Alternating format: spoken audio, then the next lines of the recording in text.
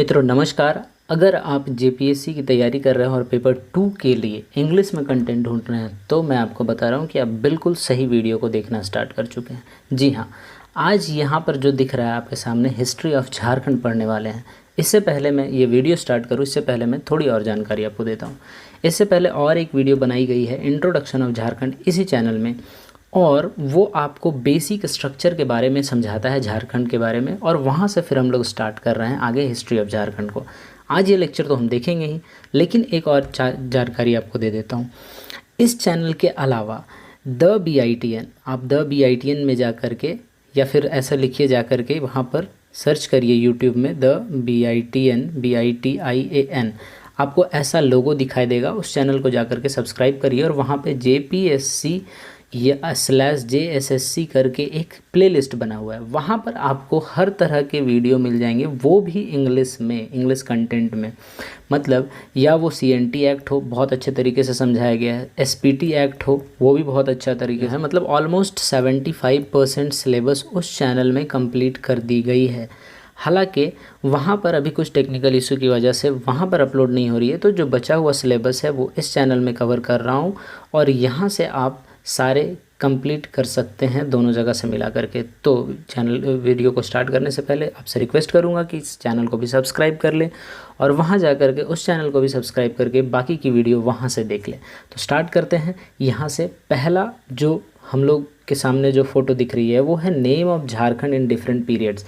आपको पता है कि झारखंड, जो आज झारखंड नाम है इसका, या फिर छोटा नागपुर का जो दो पर डिवीज़न है, छोटा नागपुर, मतलब ओवरऑल छोटा नागपुर, आधा से बेसी झारखंड को छोटा नागपुर ही कहा जा सकता है। तो वो शुरू से नहीं था, ये इसको धीरे धीरे नामकरण चेंज होता आया है। तो उसी की कहानी को हम लोग थोड़ा सा पढ़ते हैं, फिर आगे हम लोग बढ़ते चलेंगे। तो ये देखिए डिफरेंट काल के नाम लिखे हुए। ये ऐत्रेय ब्राह्मण का काल है जिसमें पुंड्र या पुंड नाम था इस झारखंड के एरिया को।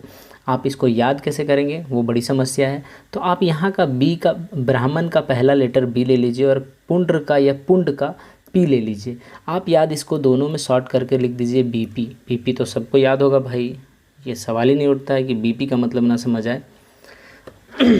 हाँ बिल्कुल गलत ना समझना, BP बोले तो ब्लड प्रेशर वाले, ठीक है। उसके बाद ऋग्वेद में काल में आता है। ऋग्वेद काल में आता है क्या, यहाँ पे किकट नाम देशो अनार्थ याद रखना है आपको। ये थोड़ा उटपटांग नाम है, तो आप ऐसे याद कर लो कि ऋग्वेद में कुछ ज़्यादा ही उटपटांग नाम है, बहुत लंबा नाम है। फिर अथर्ववेद का याद आता है, फिर वायु पुराण, विष्णु पुराण। तो अथर्ववेद में भी क्या है नाम इसका, व्रात्य नाम है। क्या नाम है, व्रात्य, अथर्ववेद में।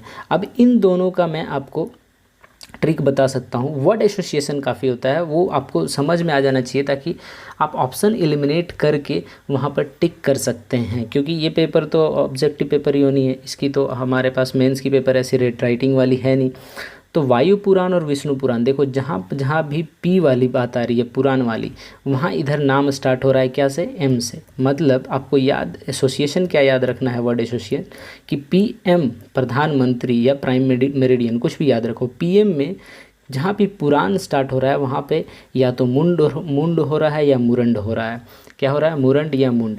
तो आप ऐसे कर सकते हो। अब वायु पुराण में मुरंड हो रहा है और विष्णु पुराण में मुंड हो रहा है। अब इतना डिटेल याद तो कर लोगे, लेकिन वर्ड एसोसिएशन काफ़ी है, आपको ऑप्शन एलिमिनेट करने में आसानी होगी। एक और इधर आ जाता है पुराण, तो ये थोड़ा अलग है। यहाँ पे भगवत पुराण में किकट प्रदेश नाम है। क्या नाम है, भगवत पुराण में किकट प्रदेश नाम है। आप एक बार, दो बार, चार बार ये बोलोगे यार, याद हो, ऑप्शन एलिमिनेट कर लोगे। महाभारत, ये इंपॉर्टेंट है। महाभारत में इसका नाम था पुंडरीक। महाभारत में इसका नाम, महाभारत का जो काल था उसमें इसका नाम था पुंडरीक, और या फिर पशुभूमि। देखो ये स्टार मार्क जहाँ लगाया हुआ है, समझ लेना वो सवाल आया हुआ है किसी न किसी प्रीवियस एग्जाम में। तो पुंडरीक तो ऑप्शन था जो एग्ज़ाम आया था, लेकिन पशुभूमि वाला ऑप्शन उसमें नहीं था। तो नेक्स्ट टाइम कोई ठीक नहीं है, पूछ दे कि महाभारत में क्या नाम था, पुंडरीक हटा करके वहाँ पे एक ऑप्शन डाल दिया जाए पशुभूमि का, तो ये एक इम्पॉर्टेंट हो जाता है पॉइंट इस पर्सपेक्टिव से।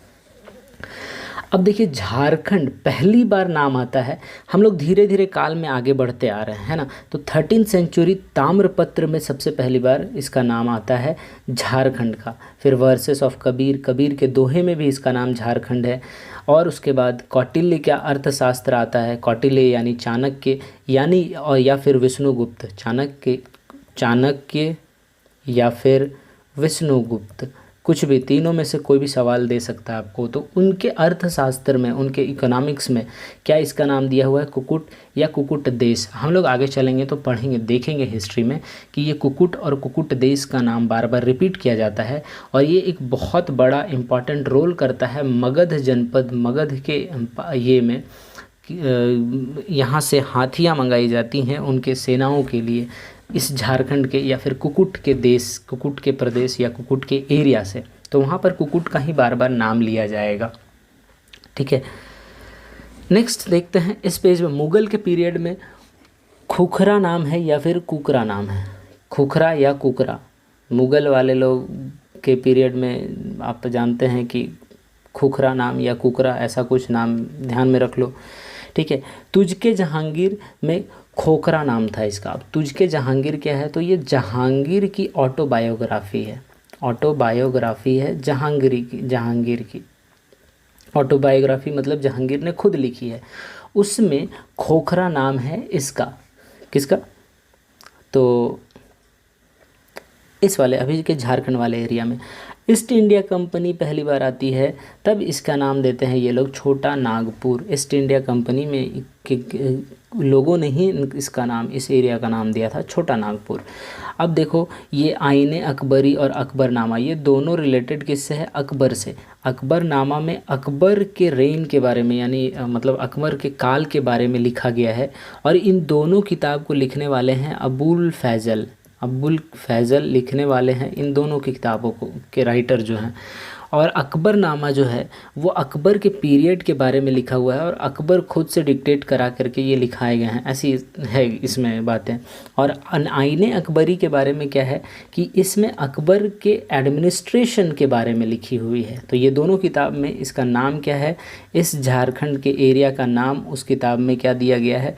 तो इसमें आईने अकबरी में कोकरा दिया गया है और कांकरा, और अकबरनामा में फिर जा कर के इसका नाम लिखा हुआ है झारखंड।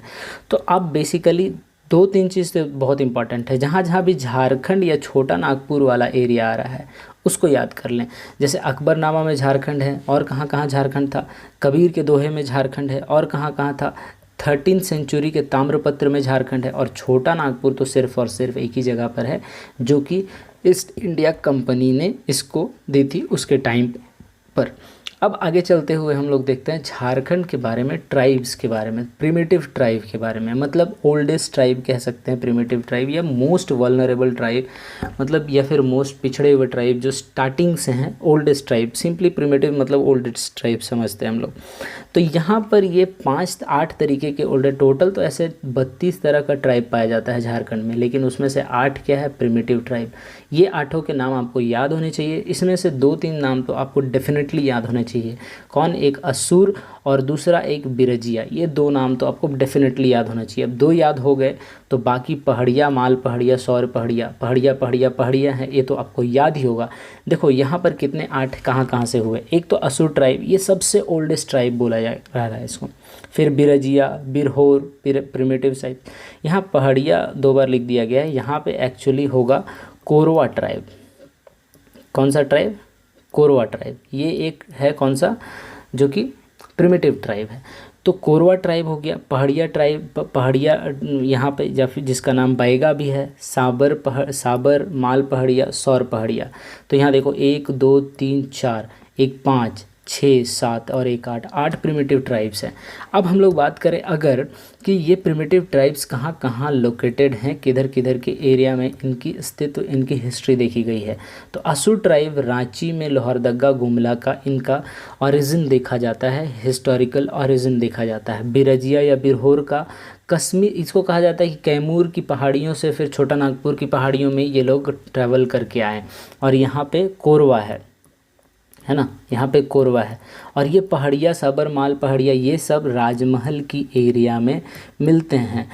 और इनकी कहानी मैंने आपको बताया ना कि आप दूसरे चैनल में देखेंगे, द BITN वाले में, है ना। द BITN वाले दूसरे चैनल में आप जाएंगे, उनका प्लेलिस्ट JPSC JSSC वाले खोलेंगे तो उसमें जितनी वीडियोस बनाई गई हैं, जैसे एक बहुत ही इम्पॉर्टेंट वीडियो है दोस्तों वहाँ पर, जो कि डिस्ट्रिक्ट वाइज रिवीजन का वीडियो है। वहाँ पर लिखा हुआ है डिस्ट्रिक्ट वाइज रिवीजन का वीडियो, 2 पार्ट में वो वीडियो है, लगभग 2-2 घंटे की है। आपको उसमें से पूरा झारखंड के एक एक डिस्ट्रिक्ट को पकड़ करके बताया गया है, हर एक चीज़, उसके भूगोल, हिस्ट्री। तो वहाँ पर बहुत सारी चीज़ें क्लियर हो जाती है। अगर रिवीजन के पर्पज़ से देखना है तो आप एक बार उसको उठा करके देख लें, बहुत चीज़ें क्लियर हो जाएंगी। आगे बढ़ते हैं हम लोग। अब आते हैं हिस्टोरिकल कहानी पे मेन। अब जो फोकस करने वाले हैं वो चीज़, वो क्या है, झारखंड इन pre historic period. Pre historic period का हिंदी होता है प्रागैतिहासिक काल। प्रागैतिहासिक, इतनी खतरनाक हिंदी कैसे पढ़ोगे यार, प्री हिस्टोरिक ही याद रखते हैं। चलो, प्री हिस्टोरिक मतलब जो ऐसा काल जहाँ का कोई भी प्रूफ हमारे पास रिटन नहीं है, मतलब वहाँ पर लिखा कुछ भी नहीं गया है उस टाइम का, या तो हम लोग आर्कोलॉजिकल या फिर मतलब जो पुरातत्व विभाग के खोज पाए गए हैं, या तो पत्थर हो सकते हैं, या फिर कुछ हथियार हो सकता है, कुछ औजार हो सकता है, या फिर कोई कुछ ऐसा चीज़ मिल सकता है वहाँ पे। लिखा हुआ मतलब नहीं है कि उसकी कहानी नहीं लिखी गई है कि इस पीरियड में, मतलब उस पीरियड में राइटर नहीं हुआ करते थे। हो सकता है वहाँ की चित्र, कुछ ड्राइंग बनाई गई हो, ये सब चीज़ों से हम लोगों को जो साक्ष्य मिलते हैं उसको हम लोग प्री हिस्टोरिक पीरियड कहते हैं। अब उसको 3 पार्ट में डिवाइड किया गया है दोस्तों। पहला, थोड़ा सा मैं इसको ऊपर कर लेता हूँ, चलिए। पहला पार्ट है जो पैलियोलिथिक एज या फिर ओल्ड स्टोन एज कहते हैं, जिसको कौन सा, पैलियोलिथिक एज या फिर ओल्ड स्टोन एज। दूसरा होता है यहाँ पर हमारे पास मिडिल स्टोन एज, फिर तीसरा new stone age. Old stone age जो है, पैलियोलिथिक है जो सबसे पहले है, मतलब 10,000 ईसा पूर्व से पहले की बात इसमें कही गई है। 10,000 ईसा पूर्व यानी, या फिर बिफोर कॉमन एरा, या फिर बिफोर क्राइस्ट, इससे पहले की जो बात है उसको कही गई है, उसको हम लोग पैलियोलिथिक एज में कहते हैं। यहाँ पर एग्रीकल्चर तो नहीं था, एग्रीकल्चर इस ज़माने में नहीं था। एग्रीकल्चर में क्रॉस मार्क लगा देते हैं। हंटिंग हुआ करता था, हंटिंग से ये लोग भोजन अपना, और उसी को अपना भोजन और वही जीविका थी उस समय में। Use of fire was not known, हालांकि फायर क्या है वो पता था इन्हें, पर यूज़ क्या करना है, फायर से खाना पकाना है, उससे सेकना है, आग गर्मी लेनी है, उसके लिए काम आ सकता है, ये सब चीज़ें इन्हें नहीं पता थी उस टाइम पे। तो और इसका रिमेन्स कहाँ कहाँ मिलता है, यानी फिर कि इसके अवशेष किधर किधर से हम लोगों को मिलते हैं, कि प्री हिस्टोरिक पीरियड के पैलियोलिथिक एज में झारखंड का अपना एक भूमिका रहा है। यहाँ पर लोग कैसे रहे हैं, तो ये हज़ारीबाग में देखिए, यहाँ पे हज़ारीबाग, रांची, बोकारो, देवघर, सिंहभूम, ये 4-5 डिस्ट्रिक्ट हैं जहाँ पर रांची, हज़ारीबाग, बोकारो, देवघर, सिंहभूम, ये सब एरिया से हमें पैलियोलिथिक एज या फिर ओल्ड स्टोन एज के साक्ष्य यानी रिमेन्स या फिर अवशेष प्राप्त होते हैं। और जहाँ से हम लोग ये एक पूरी कल्पना तैयार करते हैं कि यहाँ पर पैलियोलिथिक एज के लोग रह रहे होंगे, यहाँ पर इस तरह के यूज़, वहाँ पर इस तरह के हथियार यूज़ कर रहे होंगे, ऐसे उनका रहन सहन हो रहा होगा। मिडिल स्टोन एज की बात करते हैं, तो मिडिल स्टोन एज में कौन सा पीरियड हो गया, 10,000 से पहले की जो थी वो तो हो गया पैलियोलिथिक या फिर ओल्ड स्टोन एज। तो 10,000 से 4,000 BC या फिर जो हम लोग जिसे कहते हैं बिफोर कॉमन एरा या फिर ईसा पूर्व। तो आप ये देखिए कि 10,000 से 4,000 बिफोर कॉमन एरा या फिर बिफोर क्राइस्ट जो थी, वहाँ पर क्या किस तरह की हिस्ट्री मिली है। तो यहाँ पर लोग एनिमल हस्बेंड्री, पशुपालन इन्हें पता था, पशु कैसे पालते हैं, पशुपालन करनी है ताकि उनसे जो भी मीट हो, उनसे और भी जो काम लिया जा सके, वो सब चीज़ों के बारे में यहाँ पर पता था। यूज़ ऑफ फायर भी क्या है वो भी पता चल गया था। आप देख सकते हैं फिगर में क्या, आग जला करके लोग यहाँ पर बैठ के गर्मी ले रहे हैं, सेंक रहे हैं। तो ये सब चीज़ें यहाँ पर पता हो गई थी। अब रिमेन्स की बात करें, अवशेष की बात करें, तो अवशेष यहाँ से दुमका से मिलती है, पलामू से मिलता है, धनबाद से, रांची से, सिंहभूम से।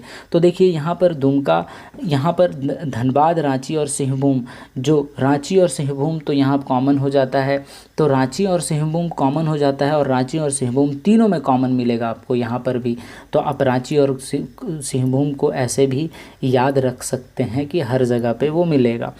तो यहाँ पर दुमका, पलामू, धनबाद, रांची और सिंहभूम से इसके अवशेष मिलते हैं। अब हम लोग देखते हैं न्यू स्टोन एज की बात करते हैं। यहाँ पर जो पीरियड होता है वो 4000 BC से लेकर के 1000 BC यानी 4000 ईसा पूर्व से लेकर के 1000 ईसा पूर्व तक के काल को हम लोग न्यू स्टोन एज कहते हैं। और यहाँ पर एग्रीकल्चर का भी यूज़ शुरू हो गया था, फायर का भी यूज़ इन्हें पता था, पॉटरी यानी बर्तन जो कह सकते हैं बर्तन कुम्भकारी या फिर बर्तन बनाने का, ताकि उसमें अनाज या ग्रेन्स को स्टोर करने लगे, वो भी जानकारी इन्हें हो चुकी थी।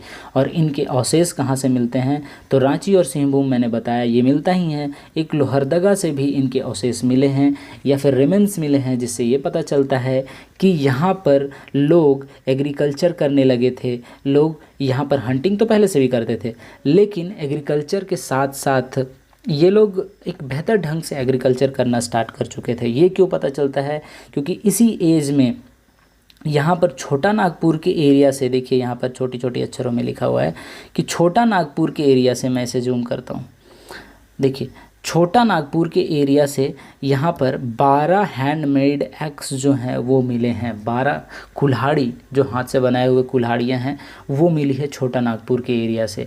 तो कौन से, ये सवाल बन सकता है कि कौन से एज में, कौन से काल में जो है कि छोटा नागपुर के एरिया से 12 हैंडमेड एक्स प्राप्त हुए हैं। तो आप आंसर ईजिली आंसर कर सकते हैं वो कौन सा काल है, तो वो है न्यू स्टोन एज, यानी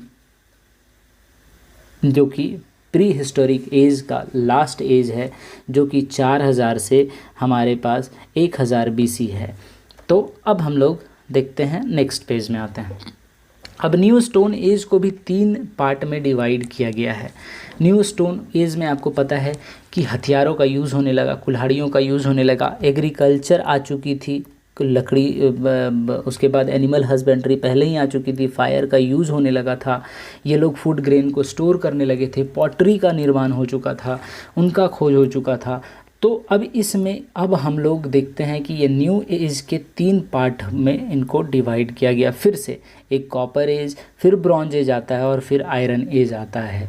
copper age, bronze age, iron age, मतलब अब ये सब को मिला कर के ये लोग हथियार बनाएंगे और उनसे जंगलों की कटाई करेंगे या फिर हंटिंग करेंगे, शिकार करेंगे और अपनी जीविका पालन करेंगे। तो कॉपर एज में जो ट्राइब्स के बारे में डिस्क्राइब किया गया है वो है असुर tribe, Birjia tribe, Birhor tribe. देखिए यहाँ पर जितने भी ट्राइब हम लोग पढ़ेंगे सब के सब प्रिमिटिव ट्राइब होंगे, इसीलिए मैंने आपको बताया कि प्रिमिटिव ट्राइब मतलब आप ओल्डेस्ट ट्राइब के बारे में समझ सकते हैं। जब भी प्रिमिटिव ट्राइब का बात करा जाए तो आप समझिए कि ओल्डेस्ट ट्राइब के बारे में बोला जा रहा है। तो असुर ट्राइब, बिरजिया ट्राइब और बिरहोर ट्राइब, जो 3 ट्राइब हैं वो कॉपर एज में मिलते हैं और वहाँ से ये लोग हथियार बनाते हैं। ये लोग फेमस होते हैं हथियार बनाने के लिए, ठीक है। उसके बाद ब्रॉन्ज एज की बात अगर करें तो ब्रॉन्ज एज में भी असुर ट्राइब एक्चुअली हर जगह मिलेगा आपको, और बिरजिया ट्राइब। अगर सवाल आपसे पूछा जाए कि सबसे ओल्डेस्ट ट्राइब कौन सा है, सबसे प्रिमिटिव ट्राइब कौन सा है, तो इसका आंसर असुर ट्राइब आपको लिख देना है या फिर टिक कर देना है। तो ब्रॉन्ज एज में कौन कौन सा मिलता है, असुर और बिरजिया। देखिए कॉपर एज में असुर, बिरजिया, बिरहोर तीनों मिलता है। ब्रॉन्ज एज में असुर और बिरजिया के बारे में कहानी बताई गई है ना। और जो कि यही लोग इनिशिएटर थे ब्रॉन्ज टूल्स बनाने के लिए, ब्रॉन्ज के हथियार, उस काल के हथियार बनाने के लिए। और उसके बाद आयरन एज आता है और आयरन एज में असुर, बिरजिया ट्राइब के बारे में लिखा गया है और इनको कहा गया है कि initiator of iron made tools इन्होंने बनाया था। और इन्हीं से ये मगध वाले लोग, या मगध का जो जनपद था, महाजनपद था, वहाँ पर जो चंद्रगुप्त मौर्य का शासनकाल हुआ था, तो यहाँ से सारे मौर्य वंशज और गुप्ता वंशज सबको यहाँ से स्टार्टिंग में मौर्य वंश, या फिर कह सकते हैं आप लोग चंद्रगुप्त मौर्य जो शुरू किए मौर्य वंश को, तो उससे पहले नंदवंश था, तो नंदवंश भी कह सकते हैं। नंदवंश और मौर्य वंश लोग यहाँ से ये हथियार को इंपोर्ट करते थे झारखंड के एरिया से। तो आपको याद रखना है कि न्यू स्टोन एज में 3 एज है, कॉपर एज, ब्रॉन्ज एज और आयरन एज। और हर में असुर और बिरजिया ये दोनों तो हैं ही, लेकिन सबसे ऊपर कॉपर एज वाले में एक बिरहोर ट्राइब भी आते हैं, उनका भी यहाँ पे वर्णन है। तो हिस्ट्री में हमने इतनी ऊपर चीज़ें देख ली है और अब देखते हैं हम लोग झारखंड में जो रिलीजियस मूवमेंट के बारे में क्या हिस्ट्री है, यानी कि धार्मिक आंदोलन के बारे में, अगर धर्म के बारे में क्या हिस्ट्री है झारखंड में, उसके बारे में हम लोग देखते हैं। तो सबसे पहले हम लोग देखना चालू करते हैं एक्चुअली देखिए, जब हिस्ट्री की बात करेंगे तो झारखंड में बुद्धिज़्म एंड जैनिज़्म का बहुत ही ज़ोरदार पकड़ रहा है। मतलब अभी भी कुछ एरिया में, जैसे धनबाद के एरिया में गिरिडीह का पारसनाथ पहाड़ हम लोग बढ़ेंगे अभी आगे चल करके, जो कि एक जैनिज़्म का मक्का जिसे कहा जाता है, जैनों का मक्का कहा जाता है। तो एक फिर कौलेश्वर पहाड़ जो चतर हैं, उन सब बारे में पलामू,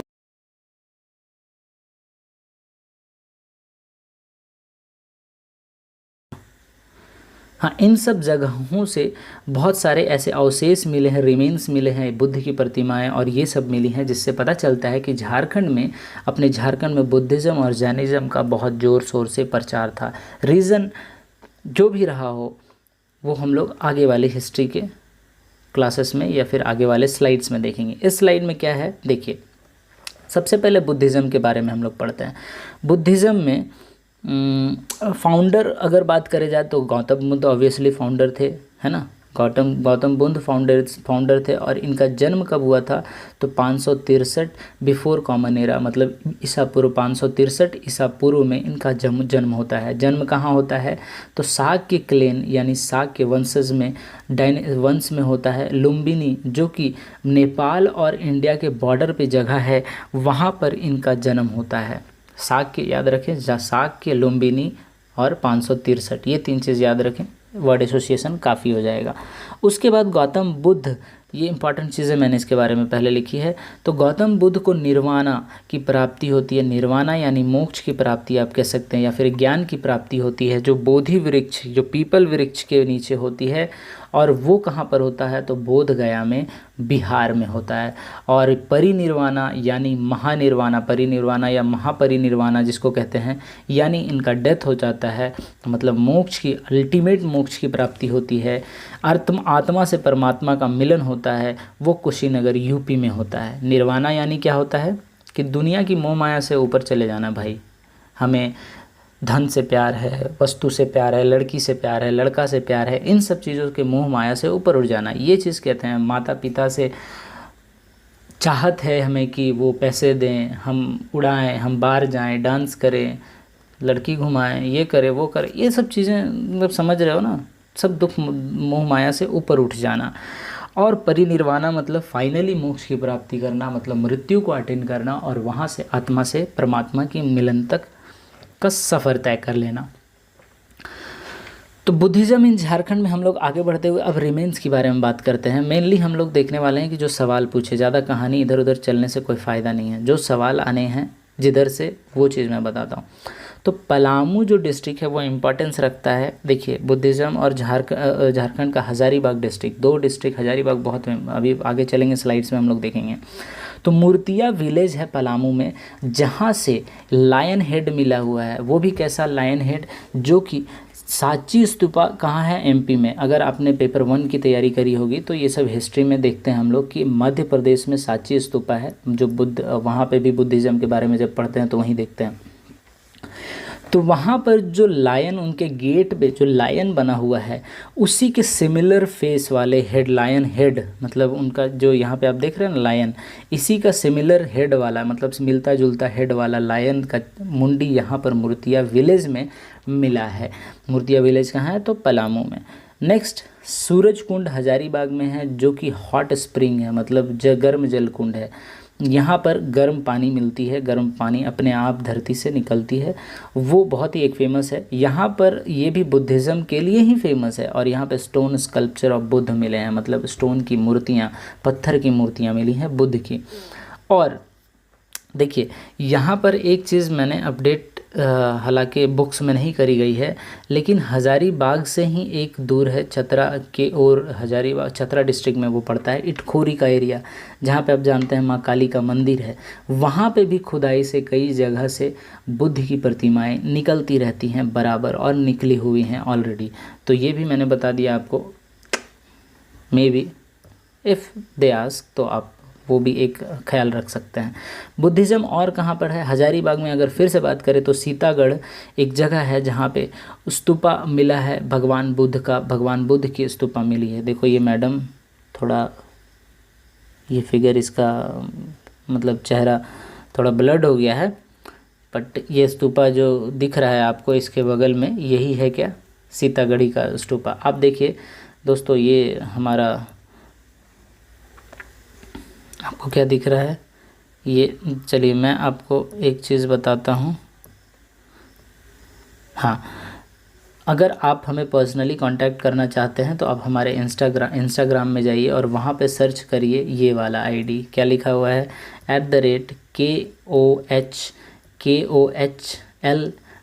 @KOHL_IAM। यहाँ पे अंजन ER अंजन के नाम से आपको मिलेगी और वहाँ पे आप हमें फॉलो कर सकते हैं और वहाँ पे आप पर्सनली कांटेक्ट कर सकते हैं। दूसरी बात है कि हमारे BITN वाले पेज के का जो आईडी है, इंस्टाग्राम आईडी है, वो @the_BITN है, उसे भी आप फॉलो कर लें। वहाँ पे भी कुछ ना कुछ आपको अपडेट मिलती रहेगी, जानकारी मिलती रहेगी और आप पर्सनली कांटेक्ट कर पाएंगे। हम लोग आगे चलते हैं। ये सीतागढ़ हजारीबाग के बुद्ध स्तूपा के बाद ये वाला बहुत ही इम्पॉर्टेंट बन जाता है हमारे ख्याल से एग्ज़ाम के पर्सपेक्टिव से। कैसे, सीतागढ़ हजारीबाग में ही दोस्तों फिर से एक बुद्धिस्ट मोनेस्ट्री मिला है, मतलब बुद्ध के प्रतिमाएं मिली हैं एक खुदाई में, और ये 2021 का ही न्यूज़ है, उसी समय मिला था। और यहाँ पे पुरातत्व विभाग वाले या फिर जिसको हम लोग आर्कियोलॉजिस्ट डिपार्टमेंट वाले बोलते हैं, वो लोग आए थे। फिर बुद्ध के जो फॉलोवर है उन लोगों ने भी यहाँ विज़िट किया था और काफ़ी तामझाम फ़ोटो वोटो हुआ था। तो आपको याद रख लेना है, सीतागढ़ हजारीबाग में ही फिर से मिला है बुद्ध की। तो ये रिसेंट न्यूज़ है तो पूछा जा सकता है बुद्धिज़्म से, इसको ये न्यूज़ की वजह से बुद्धिज़्म का टॉपिक हमारे लिए इम्पॉर्टेंट हो जाता है, जैनिज़्म यहाँ पर कम इम्पॉर्टेंट हो जाता है। बस जैनिज़्म इन झारखंड के बारे में अब हम लोग देखते हैं। बुद्धिज़्म तो हो गया, इतना कहानी। देखिए यहाँ पर दिख रहा है आपको आईडी, दूसरा आईडी है @KOHLIAM_IAM, है ना। ये इसको आप फॉलो कर सकते हैं, वहाँ पर आपका पर्सनली कांटेक्ट कर सकते हैं। दूसरा है जैनिज़्म इन झारखंड। मित्रों देखो, यहाँ पर भगवान महावीर हैं जो जैनिज़्म के फाउंडर हैं, और ये कॉन्टेम्पररी ऑफ बुद्धा है, मतलब बुद्धा के ही सिमिलर टाइम में ही इनका जन्म और मृत्यु ऐसे होता है, उसी के समकालीन ये जैनिज़्म का भी प्रभाव बढ़ता है। ये 24th तीर्थंकर थे जो कि founder of Buddhism, founder of Jainism थे। 24th तीर्थंकर रहे हैं, आखिरी तीर्थंकर। ऑलरेडी 24 तीर्थंकर हुए हैं जैनिज़्म में। तीर्थंकर कहने का मतलब है कि उपदेशक, आप समझ सकते हैं, ज्ञानी बाबा लोग, ये लोग जो प्रवचन और अपना धर्म को फैलाने की कोशिश किए। इन्होंने अपने ज्ञान को दिया, बताया और ज्ञान को बांटा। आप मतलब धर्मगुरु कह सकते हो, सिंपल सी बात, ऐसे समझ लो। और इनका जन्म 599 से, देखिए 563 में उनका हुआ था, किनका, बुद्ध का, है ना। और 599 में इनका जन्म होता है और 527 ईसा पूर्व में इनकी डेथ हो जाती है। ठीक है, 527 ईसा पूर्व में इनकी डेथ हो जाती है। अब देखिए, तो ये फाउंडर हैं कौन, भगवान महावीर, 24वें तीर्थंकर थे। ये सब चीज़ें याद कर लो, ठीक है। लॉरे यादगा एक बुक में, मतलब बुक में ये एक मेंशन करी गई है राइटिंग के बारे में, जिसमें कहा जाता है कि लॉरे यादगा एक क्या है, एक राइटिंग है जिसका हिंदी क्या होता है कि रिवर ऑफ टीयर्स। और इसमें क्या लिखा गया है, तो ट्रैवल डिस्क्रिप्शन ऑफ भगवान महाबुद्ध के, भगवान महावीर के, महावीर के ट्रैवल डिस्क्रिप्शन के बारे में, उनकी यात्रा वृतांत के बारे में लिखा गया है इस लॉरे यादगा में, जिसमें रिवर ऑफ, इसका हिंदी होता है रिवर ऑफ टीयर्स। उसके बाद देखिए, जैनिज़्म से रिलेटेड बहुत ही इम्पॉर्टेंट एक सवाल है पारसनाथ का जो शुरू में मैं आपको बता रहा था। तो पारसनाथ कहाँ है? सबसे पहले पारसनाथ की अगर बात करें तो पारसनाथ हिल है गिरिडीह में। क्या है? गिरिडीह में। ये आप इसको माउंटेन नहीं कह सकते हैं क्योंकि हमारा पूरा जो एरिया ही है ये छोटा नागपुर है या पठारी क्षेत्र है, छोटा नागपुर का पठार क्षेत्र है। और अगर वैसे पहाड़ों को पठार कह देते हैं जो कि लगभग 1000 मीटर की ऊंचाई में रहते हैं सी लेवल से, तो आप समझ सकते हैं, अंदाज़ा लगा सकते हैं कि इसकी हाइट भी उतना ही होगी। अब देखिए पारसनाथ हिल कहाँ है, गिरिडीह में है। गिरिडीह में इसकी ऊंचाई पूछी जाती है कई बार, तो ये 11 सॉरी यहाँ पे गलती लिख दिया गया है, ये 1 नहीं होगा, 1365 मीटर है इसकी ऊंचाई। और फीट में बात करेंगे तो 4478। तो आप एक रफली आइडिया रख सकते हैं। ये भला के चांसेस नहीं है पूछने के, क्योंकि ये बहुत कॉमन क्वेश्चन हो जाता है। ऐसा क्वेश्चन जेपीएससी अपनी बेइज्जती नहीं कराना चाहेगा पूछ करके। 23rd तीर्थंकर पार्श्वनाथ के नाम पर यहाँ पर इनको इस पारसनाथ की पहाड़ी का नाम पड़ा, क्योंकि पार्श्वनाथ को निर्वाणा या फिर ज्ञान की प्राप्ति या फिर मोक्ष की प्राप्ति, जो मोह माया से ऊपर उठने की बात होती है, उनको यही पहाड़ पे हुआ था, पार्श्वनाथ की पहाड़ी पर। और ये 717 ईसा पूर्व में हुआ था। और ये लास्ट तीर्थंकर थे जिन्होंने पार्श्वनाथ हिल पर अपने ज्ञान की प्राप्ति की, निर्वाणा की प्राप्ति की। 24 में से देखिए 20 तीर्थंकर जो हैं, इनके धर्म गुरु हैं, इनके जो प्रचारक हैं, उनके 24 में से 20 को यहीं पर निर्वाणा की प्राप्ति हुई है, ज्ञान की प्राप्ति हुई है पारसनाथ हिल में ही। तो ये बहुत ही इंपॉर्टेंट हिल है। आप जाइए कभी, मैं भी जाऊंगा तो आपको व्लॉग दिखाऊंगा वहाँ का, बेहतर वाला, शानदार वाला। सो इट इज़ कॉल्ड, इसीलिए इसे जैन धर्म का मक्का कहा जाता है। आप मक्का जानते हैं कि मुसलमानों के लिए एक बहुत ही पवित्र जगह है, उसी तरह से जैन धर्मों का मक्का कहा जाता है। किसको? तो ये पारसनाथ की पहाड़ी को। मानभूम ऑफ छोटा नागपुर, देखिए मानभूम ऑफ छोटा नागपुर, मानभूम तब का नाम था और अब इसे धनबाद के नाम से हम लोग जानते हैं। इज़ अ कल्चरल सेंटर या फिर was a cultural centre of Jainism. यहाँ पर पूरी भीड़ भड़ाके है जैनिज़्म को लेकर के, यहाँ पर बहुत ही तड़क भड़क है, मतलब बहुत ज़्यादा लोग जैनिज़्म को फॉलो करने वाले यहाँ पर रहते हैं, इसलिए कल्चरल सेंटर बोला जाता है। उसके बाद जैन धर्म का अगर रिमेन्स बोलेंगे हम लोग, अगर अवशेष की प्राप्ति हुई है तो दामोदर और कसई रिवर जो झारखंड में फ़्लो करती है, उनके किनारे से बहुत सारे मिले हैं जैन धर्म के अवशेष। दामोदर कहाँ से निकलता है? देखिए फिर से यहाँ से मैं बताऊँगा आपको, एक जिक्र करना चाहूँगा कि द BITN चैनल में जाओ यार, उसे सब्सक्राइब कर लो और वहाँ पे डिस्ट्रिक्ट वाइज वीडियो को तो डेफिनेटली देखो। वहाँ पर बहुत चीज़ें रिवीजन हो जाएगी, आपकी क्लियर हो जाएगी। आपको कुछ नहीं समझ आ रहा है फिर भी आप शुरू कर रहे हो अगर, तब भी आप डिस्ट्रिक्ट वाइज वीडियो में देखो जा कर के। पार्ट 1 और पार्ट 2 2 वीडियो बनी हुई है, वहाँ पर आप दोनों को देखिए, बहुत अच्छे से रिवीजन हो जाएगी, बहुत सारी चीज़ें हो जाएगी। मैंने वहाँ पर कौन कौन डिस्ट्रिक्ट से कौन कौन नदियाँ निकलती है, कहाँ कहाँ नदियाँ मिलती है जा कर के, हर एक चीज़ को बताया है। उसमें पहाड़ हैं, ब्लॉक्स कितने हैं, वहाँ से कितने लोकसभा सॉरी उसका एरिया क्या है, वहाँ की साक्षरता क्या है, लिटरेसी क्या है, वहाँ पर गरीबी क्या है, वहाँ खनिज क्या मिलते हैं, वहाँ एजुकेशनल इंस्टीट्यूशन क्या है, यूनिवर्सिटी क्या है, everything I had clear there, I had taught there. तो वहाँ पर जाएं और आप देखें, है ना। तो दामोदर के बारे में, लातेहार से निकलता है ये और गिरिडीह, हजारीबाग, बोकारो, रामगढ़, कोडरमा, धनबाद होते हुए ये दामोदर नदी हुगली नदी में जाकर मिल जाती है और वो फाइनली गंगा में मिल जाती है और वो मिल करके जाकर के बंगाल की खाड़ी में हो जाते हैं समर्पण। और आगे अब देखते हैं जैनिज़्म के बारे में। तो जैनिज़्म के बारे में देखिए, पलामू का जो एरिया था वो बुद्धिज़्म के लिए भी था। आपको याद होगा पलामू में बुद्धिज़्म के भी अवशेष मिले थे। पलामू के हनुमांड विलेज में जैनिज़्म के भी रिमेन्स मिले हैं। जैन धर्म के वर्शिप प्लेसेस फाउंड किए गए हैं, पूजा स्थल फाउंड किए गए हैं, वहाँ पर मिले हैं पूजा स्थल। कहाँ पे? पलामू के हनुमंड में। बस पलामू याद कर लो, पलामू में मिला है, हनुमंड विलेज में मिला है, वो भी याद कर लो। सारक और श्रावक, देखिए सारक और श्रावक का क्या मतलब है कि सिंहभूम में रहने वाले जो भी लोग थे उनके एंशियंट का नाम होता है, नाम बोला गया है श्रावक और सारक। इनको उनके जो सिंहभूम एरिया के जो लोग रहते थे, उनके एंसेस्टर जो उनके पूर्वज है, उनको श्रावक या सारक कहते थे और वो लोग जैनिज़्म को फॉलो करते थे। तो ये एक ही बहुत यहाँ पे हो सकता है ये टर्म, आप वर्ड एसोसिएशन याद कर लो, सारक, श्रावर और सिंहभूम के एंसेस्टर, वहाँ पे रहने वाले लोगों के एंसेस्टर। तो आप टिक कर सकते हैं।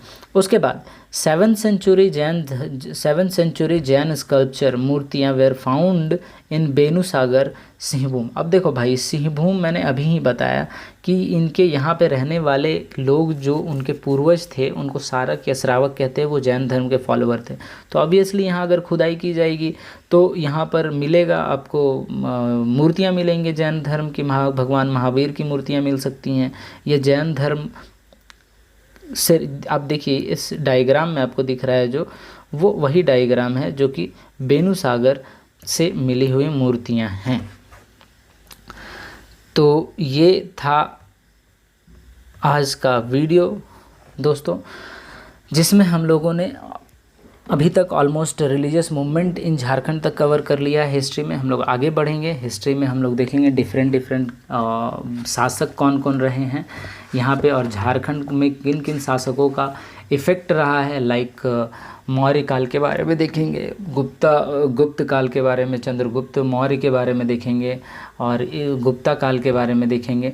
तो इन सब को देखते हुए फिर हम लोग आगे और हिस्ट्री को बढ़ाएंगे। आज ये लेक्चर यहीं पे ख़त्म करते हैं। आपको अगर वीडियो बहुत अच्छी लगी है तो लाइक कर दे, कमेंट कर दे और शेयर ज़रूर कर दे दोस्तों। ग्रो करें इस चैनल को, लोगों को बताएं कि ऐसी कंटेंट अवेलेबल हैं, ताकि इंग्लिश में जो तैयारी करना चाहते हैं उनको ज़रा भी टेंशन नहीं हो। और मैंने आपको बताया है कि द BITN पे जाइए और वहाँ पर द BITN लिखिए, सर्च करिए, और जो लोगो बताया था आपको, इस लोगो को देखिए, ऐसा लोगो वाला, ये वाला लोगो, ऐसा लोगो बना हुआ आइकन होगा। उस चैनल को सब्सक्राइब करें, वहाँ पे JPSC और JSSC नाम का प्लेलिस्ट होगा, वहाँ पर हर एक वीडियो आपको मिल जाएगी। CNT बहुत ही बेहतरीन तरीके से बताया गया है। और भी वीडियोज़ हैं, डिस्ट्रिक्ट वाइज वाली वीडियो, रिवीजन वाली वीडियो, उसको देखें और कीप मोटिवेटेड और तैयारी करते रहो। जय हिंद, जय भारत, जय झारखंड।